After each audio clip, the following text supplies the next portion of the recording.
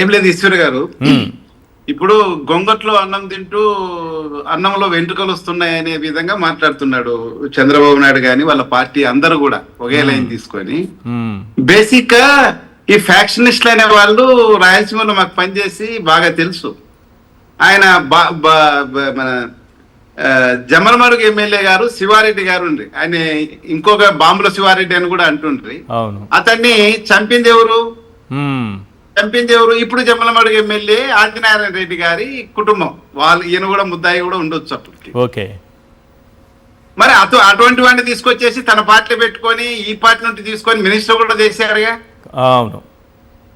రెండోది వచ్చేసి పైటాల రవి గారు చనిపోయినప్పుడు ఆయనే పెద్ద ఫ్యాక్షనిస్ట్.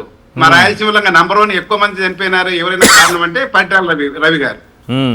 ఆయన చనిపోయినప్పుడు ఆయన భార్య ఎక్స్ఎమ్మెల్యే గారు ఎక్స్ మినిస్టర్ గారు ఫస్ట్ నంబర్ 1 ముద్దాయిని ఎవరిని ఆరోపించింది? జేసీ దివాకర్ రెడ్డి గారిని ఆరోపించింది. ఆయన ముద్దాయి దీనికి కారణమని.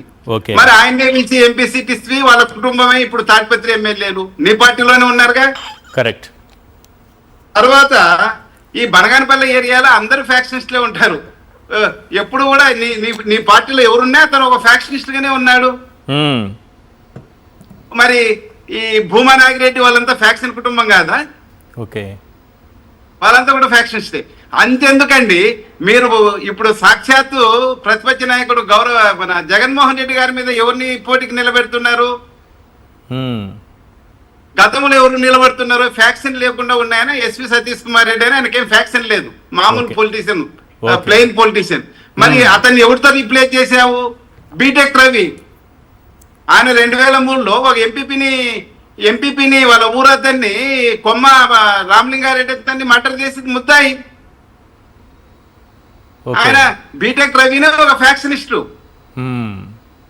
అతని సంకల పెట్టుకొని ఎదురుగా ఏ మాత్రం ఇంతవరకు ఒక్క మర్డర్ కేసు కానీ ఒక ఫ్యాక్షన్ కేసు కానీ లేని జగన్మోహన్ రెడ్డి మీద నువ్వు ఫ్యాక్షనిస్ట్ గొడ్డలపాటి అంటే ఎలా అవుతుంది?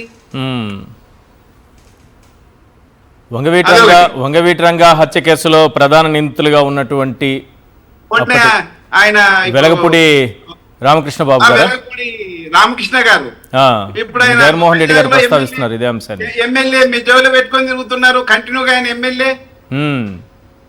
ఎమ్మెల్యే సీట్ ఇస్తావు, మంత్రి పదవులు ఇస్తావు, అన్ని ఇస్తావు.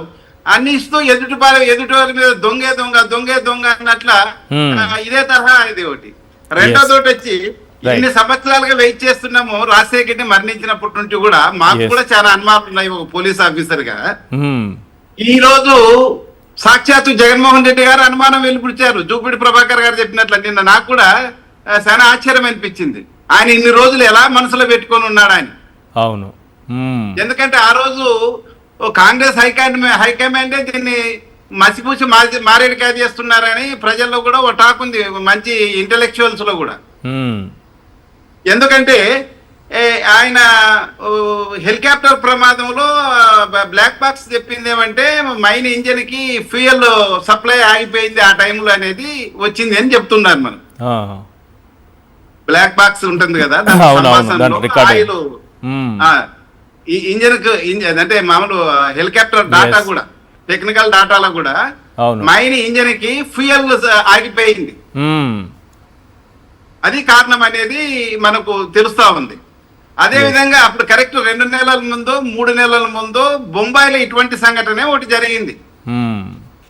అనిల్ అంబానీ గారికి ఇంకో ఈయన ముఖేష్ అంబానీ గారికి విపరీతమైన ప్రాపర్టీ గొడవలుండి అనిల్ అంబానీ హెలికాప్టర్ లోన జస్ట్ ఫ్లై అవుతుంటే ఇంజనీర్ అనుకున్నాడు సార్ ఏదో కెమికల్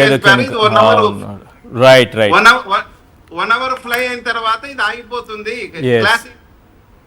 రైట్.